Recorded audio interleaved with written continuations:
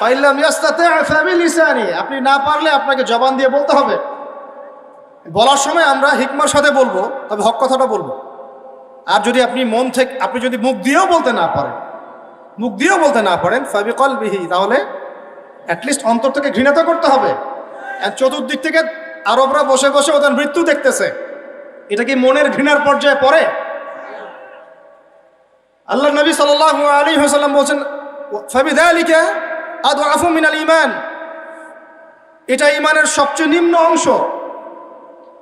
এই অন্যায় জুলুম দেখে যার মন কাঁদছে না, ঈমানের সাথে তার কোনো সম্পর্ক নাই। আল্লাহর কসম, তার ঈমানের সাথে কোনো সম্পর্ক নেই। কিভাবে আপনি আর আমি এই বাচ্চাগুলোর মৃত্যু দেখতে পারি?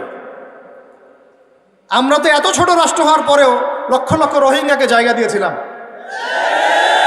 তাই নাই? আমাদের ভাইরা 10 টাকা 5 টাকা 20 টাকা করে তুলে তাকে খাইয়েছে, ত্রাণ দিয়েছে, সরকার সহযোগিতা করেছে, বিভিন্ন এনজিও কাজ করেছে, করে নাই? আর তোমরা এত বড় বড় মুসলিম কান্ট্রি আমাদের ভাইদেরকে জায়গা দিতে পারলো না?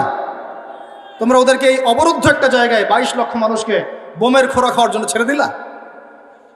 আল্লাহ পাক তোমাদেরকে তেল দিয়েছিল, কোন ভাষায় বলবো আমি বুঝতে পারি না। আল্লাহ পাক এদেরকে তেল দিয়েছে, তেল, অয়েল, ব্ল্যাক গোল্ড। সবাই মিলে যদি বয়কট করে দেয়, ওদের একটা যুদ্ধ বিমানও ফ্লাই করবে না ইনশাআল্লাহ। তেল ছাড়া কিচ্ছু করতে পারবে না ওরা। বাদশাহ ফয়সাল, সৌদি আরবের প্রাক্তন রাজা ছিলেন, বাদশাহ ফয়সাল রাহিমাহুল্লাহ বলবেন, ওই একমাত্র সাহসী একজন নেতা দেখেছিলাম 1973 দিকে অয়েল বয়কট করে দিয়েছে। তেল দিব না, যা কি করার কর, যা তেল বন্ধ।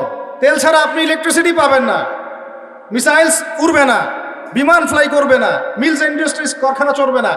একটা বছর যদি ওদেরকে কেউ তেল না দেয়, দেখবেন পায়ে নতজানু হয়ে আমাদের কাছে ক্ষমা চাবে ইনশাআল্লাহ। বিশ্বাস করেন, আস্তে আস্তে ওরা এই নিয়ন্ত্রণগুলো নিয়ে নিয়েছে। ওরা এই হোলি ল্যান্ড দখল করার আগে তার চারপাশে তাদের মন গড়া শাসকদেরকে বসিয়েছে। ওরা এই হোলি ল্যান্ডটাকে দখল করার আগে নিজেদের, বলে না, নিজেদের রেসের ঘোড়া, এই ঘোড়াগুলোকে যার যার জায়গায় বসিয়েছে। একটা এক্সাম্পল দিই আপনাদেরকে। আপনারা জানেন না যে তালেবানদের উপর হামলা করেছিল এই যে ইউএসএ, মনে আছে আপনাদের? কোন মাটি ব্যবহার করেছে বলেন দেখি? এক্স্যাক্টলি পাকিস্তান। আর পাকিস্তানের মাটি ব্যবহার করে যদি ওদেরকে বোম্বিং করতে হয়, তাহলে ওইখানে আমার এমন একটা গভর্নমেন্ট লাগবে যে আমার মতো করে কথা বলে, যে আমার অনুকূলে, আমার বাঁধা কুকুর, বুঝেন নাই, যে আমার পোষা কুকুর।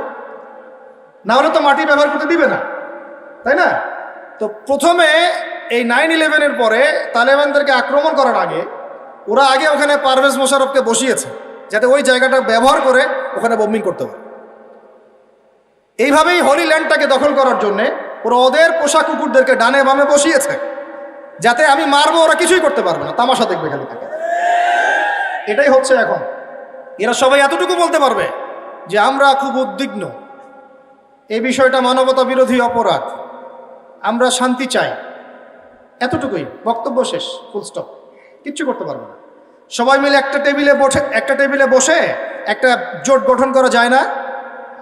সবাই মিলে এক টেবিলে বসে, মুসলিম শক্তিশালী রাষ্ট্রগুলো বসে, শিয়া সুন্নির এসব ব্যবধান ভুলে গিয়ে এক টেবিলের মধ্যে বসে একটা রেজলিউশন পাস করে ফোরাম করা যায় না? ফোরাম করে সব তেল বয়কট করে দেওয়া যায় না?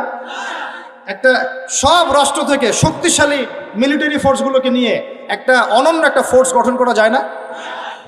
সম্ভব না এগুলা?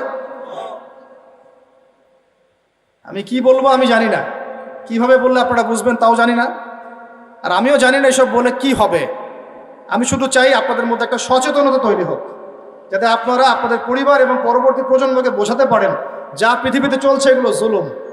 এই জুলুমের অবসান অচিরেই ঘটবে যখন আল মাহদি আসবেন এবং ব্ল্যাক ফ্ল্যাগস, কালো পতাকাধারী বাহিনী বের হবে ইনশাআল্লাহ। যুদ্ধ করতে করতে করতে করতে এরা বাইতুল মুকাদ্দাস পর্যন্ত জয় করবে।